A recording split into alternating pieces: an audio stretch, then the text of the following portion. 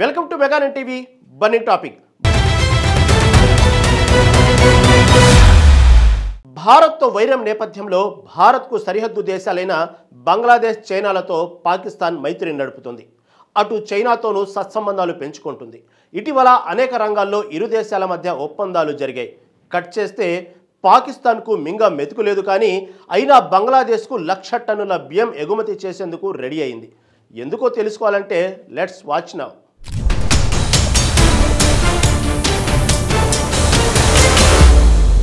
గతేడాది హింసాత్మక విద్యార్థి అల్లర్ల తర్వాత షేక్ హసీనా తన ప్రధానమంత్రి పదవికి రాజీనామా చేసి భారత్ పారిపోయి వచ్చింది. మొహమ్మద్ యానస్ బంగ్లాదేశ్ తాత్కాలిక పాలకుడిగా మారాడు. ఈయన హయాంలో బంగ్లాదేశ్, పాకిస్తాన్ మధ్య స్నేహం చిగురించింది. 1970లో బంగ్లాదేశ్లో ఎన్నో అత్యాచారాలకు పాల్పడిన పాకిస్తాన్ పట్ల స్నేహభావంతో మెలుగుతోంది. యూనస్ వచ్చిన తర్వాత బంగ్లా, పాక్ మధ్య సైనిక, వ్యాపార, వాణిజ్య సంబంధాలు పెరిగాయి.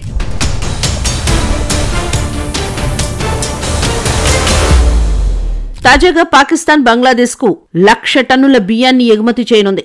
దీనికోసం ట్రేడింగ్ కార్పొరేషన్ ఆఫ్ పాకిస్తాన్ గత వారం టెండర్లు కూడా జారీ చేసింది. ఇప్పటివరకు పాకిస్తాన్ ఎగుమతి చేసిన బియ్యంలో ఇదే అత్యధికం. ఈ ఏడాది ఫిబ్రవరిలో బంగ్లాదేశ్కు 50,000 టన్నుల బియ్యాన్ని పాక్ ఎగుమతి చేసింది. ఇప్పటి నుంచి ఇరు దేశాల మధ్య వాణిజ్య సంబంధాలు మెరుగుపడుతున్నాయి. ఈ ఏడాది బంగ్లాదేశ్కు మరో 1,00,000 టన్నుల బియ్యం ఎగుమతి చేయడానికి పాక్ టెండర్ జారీ చేసింది. ఇప్పటికే పాకిస్తాన్లో ద్రవ్యోల్బణం పెరిగిపోయింది. ఆర్థిక సంక్షోభం వల్ల అక్కడి ప్రజలు నిత్యావసర వస్తువులు కొనేందుకు తీవ్ర ఇబ్బందులు ఎదుర్కొంటున్నారు.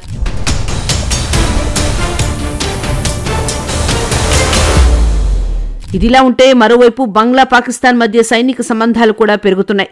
ఈ పరిణామాలు భారత్కు వార్నింగ్ మెసేజ్లు పంపుతున్నాయి. ఇటీవల పాకిస్తాన్ సైనిక ఉత్పత్తి రంగానికి చెందిన ఉన్నత స్థాయి ప్రతినిధి బృందం బంగ్లాదేశ్ ఆర్మీ చీఫ్ వకార్ ఉజ్ జమాన్తో భేటీ అయ్యారు. పాకిస్తాన్లోని navy industries Taxila chairman lieutenant general Shakeel Ullah Khattak జమాన్లో భేటీ అయ్యారు. దీనికి ముందు అక్టోబర్ 26న పాకిస్తాన్ సైనిక అధికారి, Pakistan joint chiefs of staff committee chairman general Sahir Shamshad Mirza Mohammad Yunus ను కలిశారు. Pakistan navy chief admiral Naveed Ashraf గత నెలలో బంగ్లా ఆర్మీ చీఫ్ తో భేటీ అయ్యారు. ఈ పరిణామాలు భారత్కు హెచ్చరికగా మారాయి.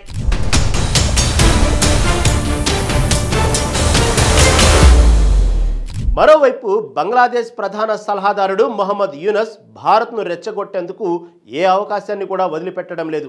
పాకిస్తాన్, టర్కీ, కెనడా నుంచి వచ్చిన ప్రతినిధులకు అతడు గ్రేటర్ బంగ్లాదేశ్ మ్యాప్ను సమర్పించాడు. ఈ మ్యాప్లో భారత్లో ఉన్న భూభాగాలు కూడా బంగ్లాదేశ్లో కనిపించడం తీవ్ర వివాదానికి దారితీసింది.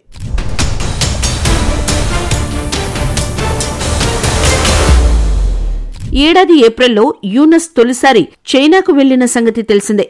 భారత్లోని 7 ఈశాన్య రాష్ట్రాలు సముద్ర మార్గం తెగిపోయిందని, ఈ ప్రాంతానికి బంగ్లాదేశ్ మాత్రమే సముద్ర ద్వారం అన్నారు.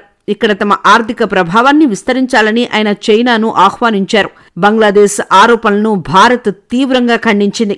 ఈశాన్య ప్రాంతం భారత్కు వ్యూహాత్మక కేంద్రమని, బంగ్లాదేశ్, భూటాన్, మయన్మార్, నేపాల్, శ్రీలంక, థాయిలాండ్ కీలకమైన అనుసంధాన కేంద్రంగా పనిచేస్తోందని విదేశాంగ శాఖ మంత్రి జయశంకర్ అన్నారు.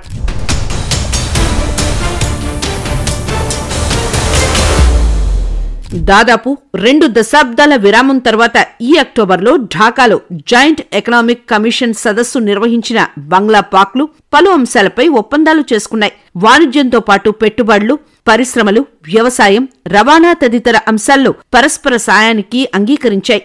ఈ సందర్భంగా సెంట్రల్ ఆసియా సహా ఇతర దేశాలతో వాణిజ్యాన్ని పెంచుకునేందుకు వీలుగా కరాచీ పోర్ట్ ట్రస్ట్ ను ఉపయోగించుకునేందుకు అవకాశం కల్పిస్తామని బంగ్లాకు పాకిస్తాన్ హామీ ఇచ్చింది.